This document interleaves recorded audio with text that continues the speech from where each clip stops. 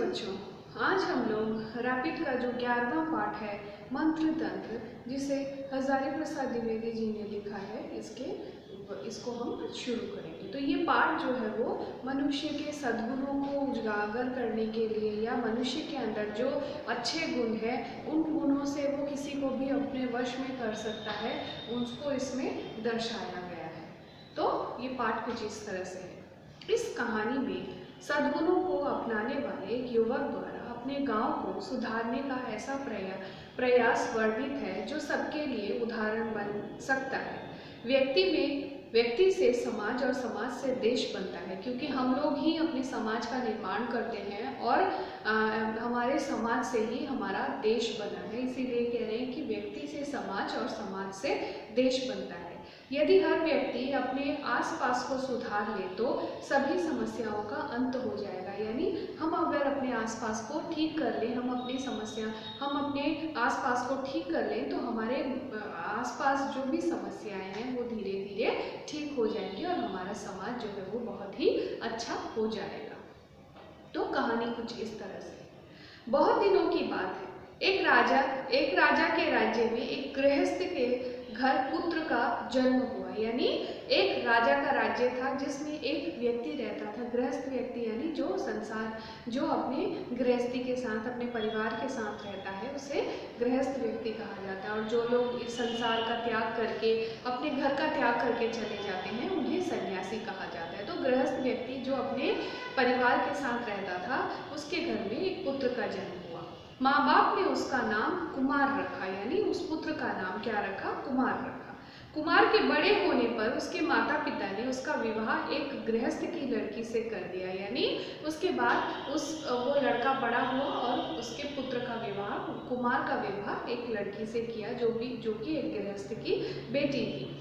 कुछ दिन बाद उनके लड़के लड़कियां भी हुई, फिर उनमें से प्रत्येक एक एक करके गृहस्थ हो गए। यानी उसके बाद उनके बच्चे हुए, फिर उनकी शादियां कर दी और फिर उनके बच्चे हुए। इस तरह से हमारा नया समाज बना। यानी एक व्यक्ति से धीरे धीरे समाज कैसे बनता है वो यहाँ पर कहा गया। कुमार बड़ा भला आदमी था। वह हमेशा दूसरों की सहायता करता, दूसरों की चीजें ना लेता, सदा सत्य बोलता, नशे से दूर रहता। यानी कुमार में क्या क्या भलाइयाँ थी या क्या क्या अच्छे गुण थे वो यहाँ पर दर्शाया गया है। कुमार कैसा व्यक्ति था? कुमार बहुत ही अच्छा व्यक्ति था। वह हमेशा दूसरों की सहायता करता था, दूसरों की चीजें ना लेता था, सदा सत्य, हमेशा सत्य बोलता था, नशे से दूर रहता था, सभी से प्रेम भाव रखता और बड़ों का आदर करता था। यानी सभी के लिए उसके मन में प्रेम की भावना रहती थी और वो किसी से भी वो निरादर नहीं करता था, बड़ों का हमेशा वो आदर करता था। वह परिश्रमी, ईमानदार और सज्जन व्यक्ति था। यानी कुमार जो था वो बहुत ही अच्छा, परिश्रमी, ईमानदार और अच्छा यानी सज्जन व्यक्ति था, बहुत अच्छा व्यक्ति था। कुमार का गांव बहुत छोटा सा था। यानी कुमार जिस गांव में रहता था वो गांव बहुत ही छोटा सा गांव था। उसमें केवल 30 गृहस्थों के घर थे। यानी वो जो गांव था वो केवल 30 व्यक्तियों का, 30 घरों का वो गांव था। एक दिन 30 घरों के गृहस्थों को एक काम से एक जगह मिलना था। यानी उनके गांव में, क्योंकि गांव में जब सब एक जगह रहते हैं तो कोई ना कोई समस्या या कोई ना कोई ऐसा काम होता है जहां पर सभी को इकट्ठा होना पड़ता है। पर गांव में ऐसी जगह ना थी जहां सभी एकत्रित हो सके। यानी गांव में ऐसी कोई जगह नहीं थी जहां पर सभी लोग एक साथ इकट्ठा होकर कोई विचार विमर्श कर सके, कोई डिस्कशन कर सके या किसी कंक्लूजन में जा सके अगर कोई समस्या है। कुमार उन 30 में से एक था। यानी कुमार उन 30 लोग थे, उन 30 लोगों में से एक था। सबके साथ एक जगह पहुंचकर उसने एक स्थान को धूल मिट्टी हटाकर साफ किया। यानी सबके साथ वो एक जगह पर पहुंचा और एक जगह पर पहुंचकर उसने क्या किया? धूल मिट्टी से उस जगह को साफ कर दिया। उस स्थान के साफ होते ही एक आदमी वहां आकर खड़ा हो गया। यानी जैसे ही वो जगह साफ हो गई तो जैसे ही साफ हो गई तो वहां पर एक आदमी आकर खड़ा हो गया। उस स्थान के साफ होते ही एक आदमी वहां पर आकर खड़ा हो गया। कुमार उससे कुछ ना कहकर दूसरी जगह साफ करने लगा, क्योंकि जैसे ही उसने साफ किया वहाँ पर एक आदमी आया और उसने कुछ कहा नहीं, मतलब वो जताना चाहता था कि वो जगह उसका है, इसीलिए कुमार वहाँ से हटकर एक और जगह साफ करने लगा।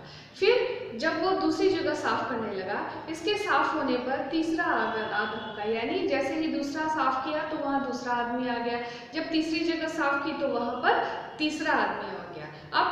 अब कुछ नवयुवक भी कुंवर की मदद को आ गए और अंत में सबके लिए जगह बन गई और धीरे धीरे वहाँ पर थोड़ी सी जगह बन गई, यानी सबके खड़े होने के लिए एक साफ सुथरी जगह बन गई। यानी एक जगह जब साफ की तो एक आदमी आकर खड़ा हो गया, दूसरी जगह जब साफ की तो दूसरा आदमी आया, यानी सबके खड़े होने के लिए एक एक करके जगह साफ हुई। और थोड़ी देर बाद देखा कि कुछ नवयुवकों ने उसकी मदद की और सबने मिलकर एक बड़ा सा जगह साफ कर लिया और बड़े से जगह को साफ करके सब वहाँ पर खड़े हो गए अपने विषय के लिए चर्चा करने के लिए।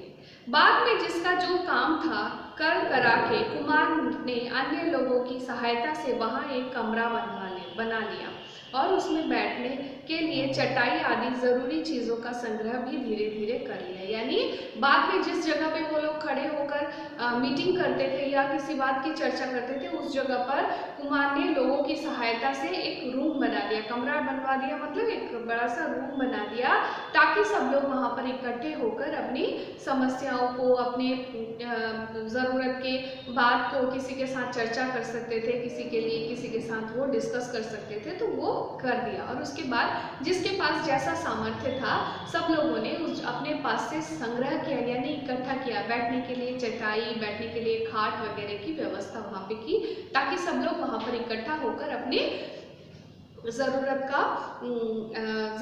को के हिसाब से चर्चाएं कर सके। गांव में कोई नया आदमी आता तो वह भी वहीं आ जाता, यानी गांव में अगर कोई नया मेहमान आता या किसी काम से आता तो वो भी उसी जगह पे आ गया। तो वो क्या था, वो कमरा एक कम्युनिटी हॉल की तरह बन गया था, जिसको भी जहाँ काम रहता वो वहीं पर आ जाता, वहीं से वो लोग उस चीज़ को एग्जीक्यूट करते थे। तो वही हुआ कि वहाँ पर जो भी नया आदमी आता वो भी वहीं पर आ जाता। इस तरह भले लोगों का एक अच्छा खासा दल बन गया और इस तरह से अच्छे लोगों का, क्योंकि अच्छे लोगों के साथ रह के लोग भी अच्छे होने लगे थे, लोग भी मेहनती होने लगे थे, तो अच्छे लोगों के साथ रहकर वो अच्छा खासा अच्छा दल बन गया, यानी बड़ा सा एक ग्रुप बन गया जहाँ पर सब अच्छे लोग ही थे। वे वहाँ समयानुसार आते, यानी उस कमरे में, उस जगह पर जिसको जब टाइम मिलता था वो वहाँ आते, गांव की समस्याओं पर चर्चा और आमोद प्रमोद करते, यानी वहाँ पर जो भी जिसको समय मिलता वहाँ आ जाता। और कुछ लोग वहाँ पर पहले से ही थे तो रहते थे, और वो लोग क्या करते थे, गांव में अगर किसी को कोई समस्या है, किसी भी प्रॉब्लम को लेके वो लोग वहाँ पर डिस्कशन करते थे और वहाँ पर थोड़ा सा आमोद प्रमोद करते थे, मतलब अपने लिए एंटरटेनमेंट का प्रोग्राम भी वहाँ पर, किसी ने गाना गाया, कोई नाच के दिखा दिया, किसी ने नाटक किया, कोई जादू का खेल दिखाने लगा, कोई कुछ पढ़ के सबको सुनाने लगा। तो ये सारी चीज़ें क्या थी, आमोद प्रमोद के साधन थे जो वहाँ पर वो आकर करते थे। खूब सुबह उठकर सभी मित्र अपने अपने घर के आवश्यक काम काज कर लेते, यानी गांव के जो लोग थे अब क्या करने लगे, वो लोग बहुत अच्छे हो गए थे, अब वो खूब सुबह उठ के, बहुत सुबह उठ के अपना अपना काम कर लेते थे। और काम करने के बाद फिर कुछ समय निकाल अपना खुरपा, हसुआ, कुदाल लेकर घर से बाहर होते, यानी उसके बाद अपना काम कंप्लीट करने के बाद खुरपी लेकर, हसुआ लेकर जिससे घास काटा जाता है, कुदाल लेकर जिससे मट्टी खोदा जाता है, लेकर अपने घर से बाहर निकलकर चौराहे पर या और कहीं अगर काट पत्थर रहता तो हटा देते, यानी कहीं पर अगर कोई चीज़ें ऑब्स्टेकल के रूप में या बाधा के रूप में रास्ते के ऊपर पड़ी रहती तो वो उनको खोद कर या काट कर हटा देते। गाड़ी या आदमी के जाने में यदि किसी प्रकार की बाधा की संभावना होती तो उसे हटा देते, यानी जब रास्ते के लिए, मतलब जो रास्ता था गांव का, वहाँ पर गाड़ियों के आने के लिए या मनुष्यों के गांव के लोगों को आने जाने के लिए आवागमन में कहीं पर कोई बाधा आती, कोई परेशानी आती तो वो क्या करते थे, वो उसे हटा देते थे और सीधा साफ सुथरा रास्ता बना देते थे, ऊंची नीची जगहों को समान कर देते मतलब एकदम प्लेन कर देते थे, उबड़ खाबड़ जगहों को अनइवन जो लैंड है उसको वो स्ट्रेट कर देते थे, साफ सुथरा अच्छा बना देते थे। ज़रूरत होने पर पुल बांध देते, तालाब खोद लेते और जिससे जो हो सकता दान कर देते, यानी जो जैसा दे पाता था वैसा वो लोग कर देते थे। तो आज का पाठ यहीं तक, अपना ध्यान रखिएगा, ठीक से रखिएगा, धन्यवाद।